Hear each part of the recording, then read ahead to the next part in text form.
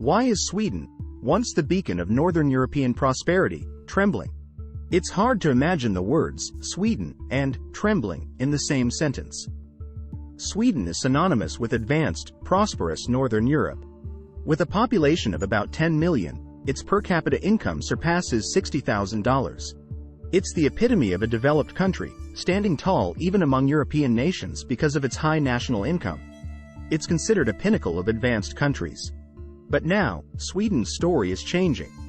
Its GDP growth is almost in ruins, with 4 of the last 7 quarters marking negative growth.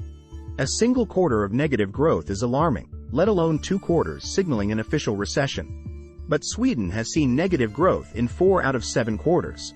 Most recently, it recorded a negative growth of 0.3%, which, while largely attributed to the ongoing military standoff with Russia, highlights deeper issues.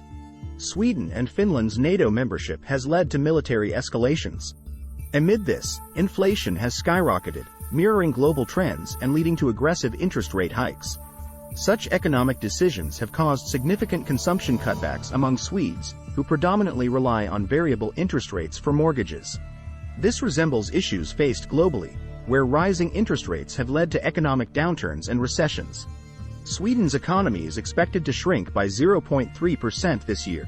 Even 0.3% growth would be seen as dismal, but a contraction of this magnitude is catastrophic, indicating a profound crisis. This downturn can largely be traced back to Sweden's failure to integrate immigrants. The governor of the Bank of Sweden was interviewed by the Financial Times.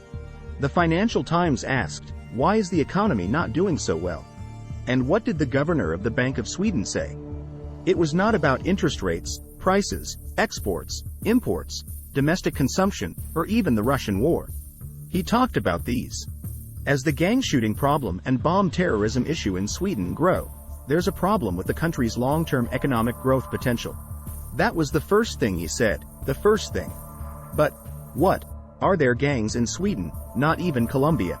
Our stereotype of Sweden, then we're thinking of Sweden from 10 years ago. We don't know much about Sweden in the last 5 years. Surprisingly, Sweden is currently suffering greatly from gang problems. The media expresses it like this: Sweden is becoming a paradise for gangs.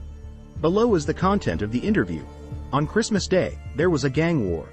Not a country on the Scandinavian peninsula, it was like looking at Chicago in the 1930s.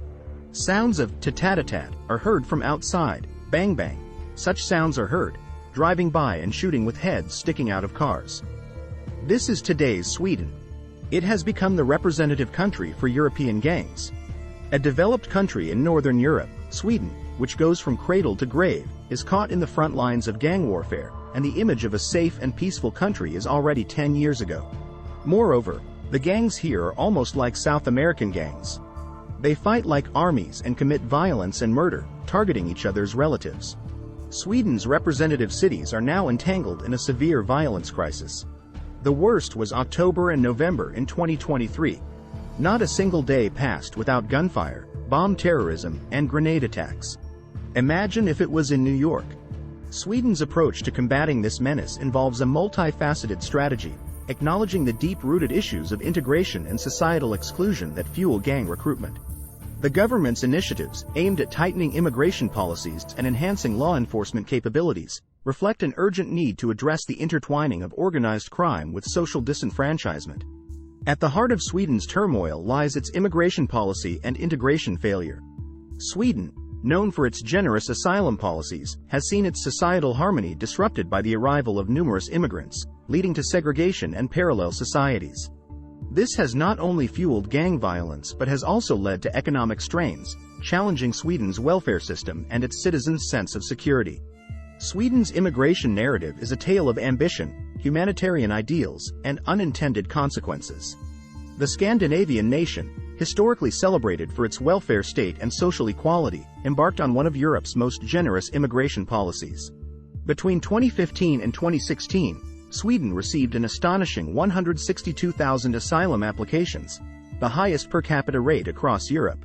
While the first wave of immigrants integrated with varying degrees of success, it is the integration of the second generation that has posed unforeseen challenges, illuminating the complexities of creating a cohesive multicultural society. First-generation immigrants arrived in Sweden with hopes for a safer, more prosperous future. Many were grateful for the refuge and opportunities provided by their new home. They embarked on the arduous journey of learning a new language, adapting to a different culture, and navigating the Swedish labor market. Despite the challenges, there was a general willingness among this group to integrate into Swedish society, even if it meant starting from the bottom. The government, for its part, offered various programs aimed at facilitating this integration process, from language classes to job placement services. However, the effectiveness of these programs has been mixed, with outcomes varying significantly among different immigrant groups. The second generation of immigrants, those born or raised in Sweden from a young age, presents a more complicated picture. Unlike their parents, this generation grew up exposed to Swedish culture and institutions, speaking the language fluently and navigating the educational system. Paradoxically, it is among this group that feelings of exclusion, disenfranchisement, and a lack of belonging have been most acute. The rise in gang violence and radicalization among some segments of the second generation has sparked a national debate on the failures and successes of Sweden's immigration and integration policies. Critics argue that the government's approach has been too lenient, allowing parallel societies to develop within its borders where Swedish laws and norms are not fully upheld. Supporters of a more generous policy, meanwhile, call for a deeper commitment to addressing structural inequalities and racism that hinder full integration. As Sweden confronts the ramifications of its immigration policies, the lessons learned are manifold.